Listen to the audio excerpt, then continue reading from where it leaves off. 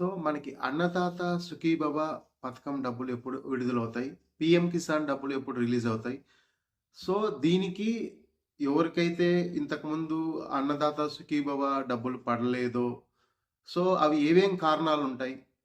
అన్నదాత సుఖీభవ పడలేదంటే మీకు. పీఎం కిసాన్ కొంతమందికి అన్నదాత సుఖీభవ అమౌంట్ పడింది. పీఎం కిసాన్ పడలేదు. ఇప్పటికి కూడా పడలేదు.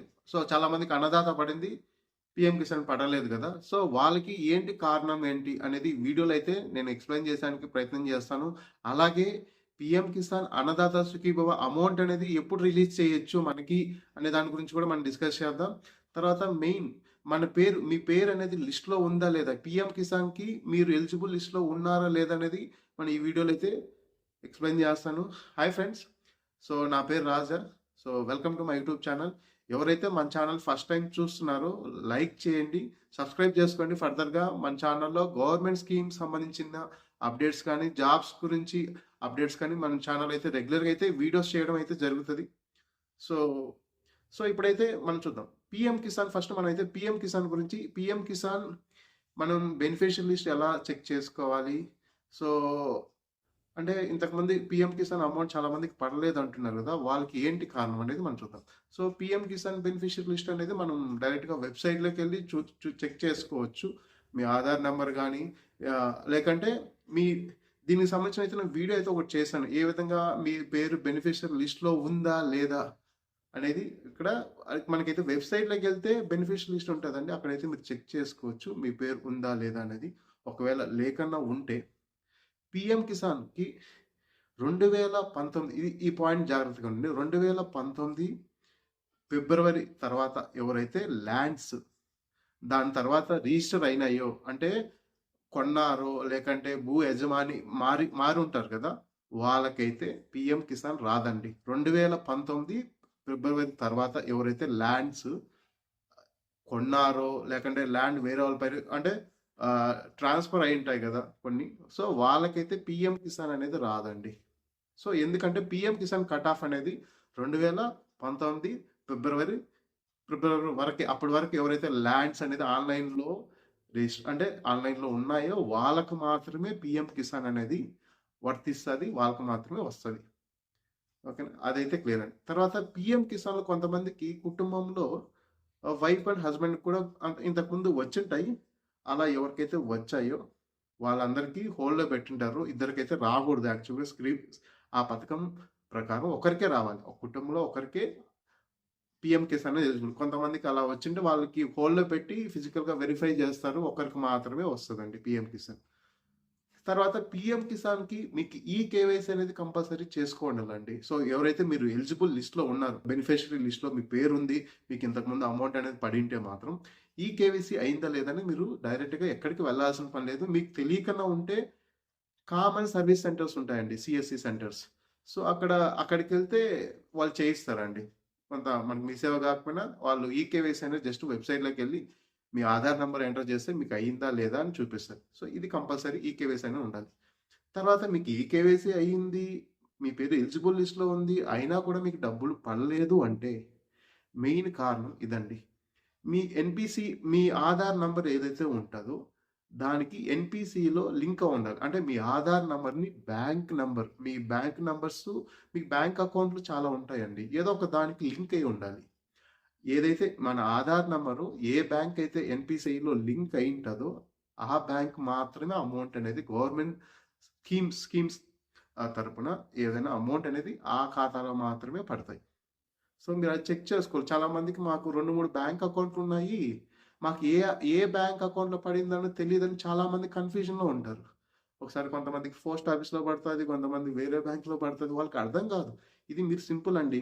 మీకు ఏ బ్యాంక్‌లో గవర్నమెంట్‌కి సంబంధించిన పథకం అయినా సరే ఒకే బ్యాంక్ నంబర్‌లో మాత్రమే అమౌంట్ అనేది పడతదండి. మీరు ఏ బ్యాంక్ నంబర్ ఇచ్చినా మీ ఆధార్ నంబర్ అయితే ఎన్‌పీసీ దాంట్లో ఏదైతే లింక్ అయిందో దానికి మాత్రమే అమౌంట్ పడతది. ఒకవేళ ఎన్‌పీసీ యాక్టివ్‌లో ఉంది. కానీ మీరు అది అక్కడ మ్యాండేటరీ ఫ్లాగ్ అని వై అని ఉంటదండి. ఒకవేళ వై లేకన్నా నో అంటే మాత్రం మీకు అమౌంట్ పడకపోవచ్చు. అది కూడా మీరు చెక్ చేసుకోవాలి. ఇప్పుడు కొంతమందికి ఒక 10 ఏళ్ల ముందు ఎన్‌పీసీలో లింక్ అయ్యుంటది. కానీ మ్యాండేటరీ ఫ్లాగ్ అనే ఉంటది. అక్కడ స్టేటస్‌లో చెక్ చేసుకుంటే నేను ఎన్‌పీసీ ఎన్‌పిసిఐకి సంబంధించి ఒక వీడియో అయితే చేశానండి. పేమెంట్స్ ఎలా చెక్ అంటే మన లింక్ అయిందా లేదా? ఈ మ్యాండేటరీ ఫ్లాగ్ అని ఏదైతే చెప్తున్నానో దాని గురించయితే అవి ఎలా చెక్ చేసుకోవాలి? ఒకసారి మనం ఫ్రెష్‌గా ఎన్‌పిసిఐలో ఇప్పుడు మీరు పోస్ట్ ఆఫీస్‌లో అమౌంట్ పడుతుందండి. నాకు పోస్ట్ ఆఫీస్ వద్దు. నాకు వేరే ఇండియన్ బ్యాంకో, స్టేట్ బ్యాంకో నేను దాన్ని రెగ్యులర్‌గా యూజ్ చేస్తాను. నాకు ఆ బ్యాంక్‌లో మాత్రమే పడాలి అనుకుంటే మనం ఫోన్‌లోనే చేసుకోవచ్చండి ఎన్‌పిసిఐలో.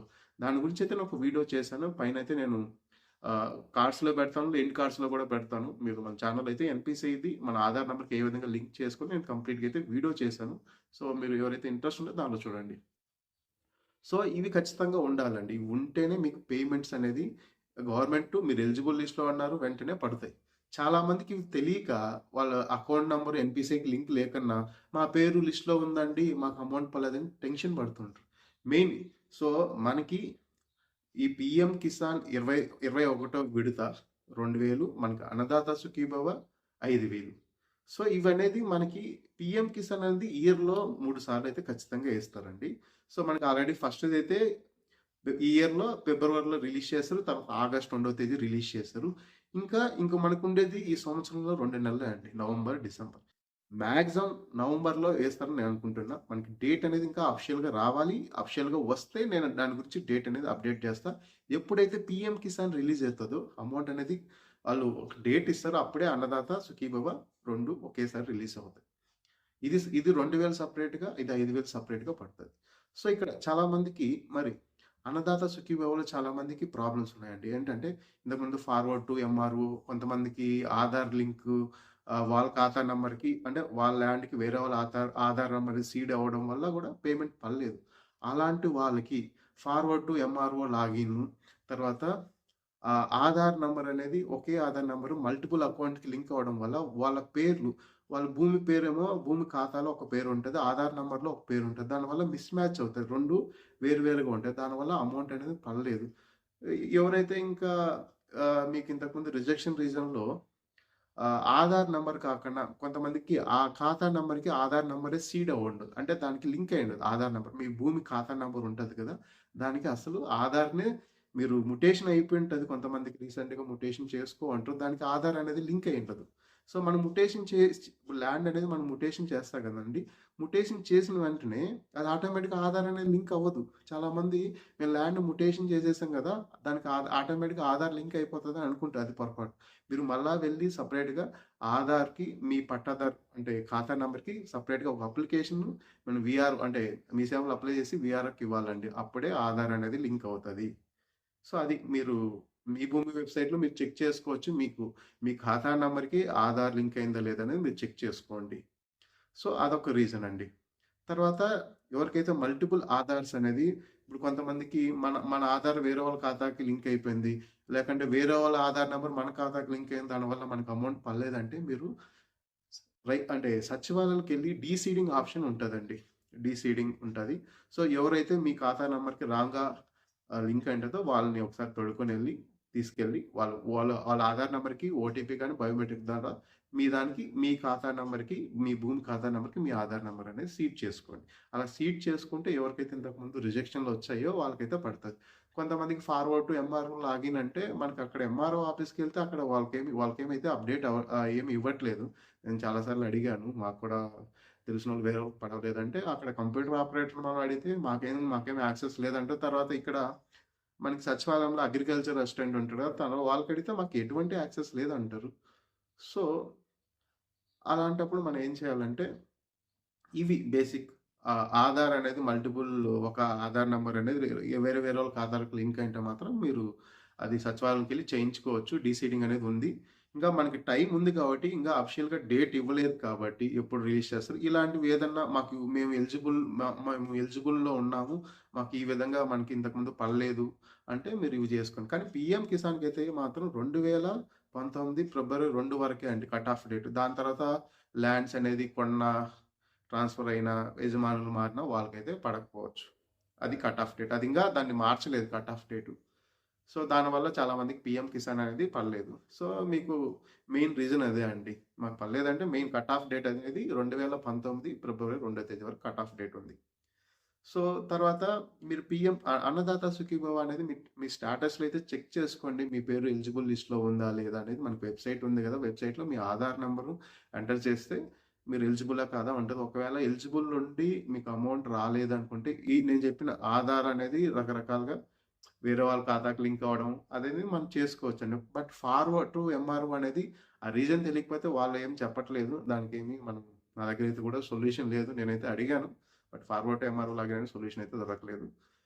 సో, ఇవైతే మీరు రెడీగా పెట్టుకోండండి. పీఎం కిసాన్ అయితే ఈకేవైసీ, ఎన్‌పీసీ నేను మళ్ళీ మళ్ళీ చెప్తానండి. నేను ఇంతకుముందు కూడా దీనిపైన అన్నదాత సుఖీభవ పథకం వచ్చిన అమౌంట్ రిలీజ్ చేసినాం. నేను ఒక లైవ్ వీడియో చేశాను. చాలా మందికి మాకు అమౌంట్ పడలేదంటే తర్వాత నేను ఎన్‌పీసీ గురించి చెప్పాను. కొంతమంది తర్వాత లింక్ చేసుకున్న తర్వాత పడింది. కొంతమంది అకౌంట్‌లనేది మీరు యూజ్ చేయకుండా ఉన్నారనుకోండి. కొంతమంది ఏదో బ్యాంక్ అకౌంట్ నంబర్ అనేది ఇచ్చేసుంటారు. దానిపైన ఎటువంటి ట్రాన్సాక్షన్ ఏమి చేయరు. అలాగే ఎక్కువ పెద్దవాళ్ళండి. ఒక 56 ఏళ్ల వయసున్న వాళ్ళకి పెద్దగా అవసరం లేదు. వాళ్ళు ఇలాంటివి ఏదన్నా స్కీమ్స్ సంబంధించిన అమౌంట్ పడేయడానికి మాత్రం అకౌంట్ ఇచ్చుంటారు. వాళ్ళు పెద్దగా యూజ్ చేయరు. దాంట్లో ఎటువంటి విత్‌డ్రావల్ గాని మీరు ఏం చేయకపోతే సో, ఆ అకౌంట్ అనేది ఇనాక్టివ్‌లోకి ఎళ్ళిపోతదండి. సో, మీరు అట్‌లీస్ట్ ఒక సంవత్సరంలో 2 విత్‌డ్రాల్ అన్నా చేయాలి. మనం డిపాజిట్‌లు ఎన్నైనా ఎయొచ్చు. దానికి ప్రాబ్లమ్ లేదు. కానీ విత్‌డ్రాల్ మాత్రం చేయాలి ఖచ్చితంగా. అప్పుడే అది అకౌంట్ అనేది యాక్టివ్‌లో ఉంటదండి. సో, ఫైనల్‌గా అయితే ఇదండి. సో, నేను అయితే మనకి అఫిషియల్‌గా ఏదైనా అన్నదాత సుఖీభవ, పీఎం కిసాన్ గురించి ఏదైనా అఫిషియల్‌గా అప్డేట్ వస్తే వెంటనే మన ఛానెల్ అయితే అప్డేట్ చేస్తాను. సో, ఆలోపైతే మీరు ఈ పనులైతే చేసుకోండండి.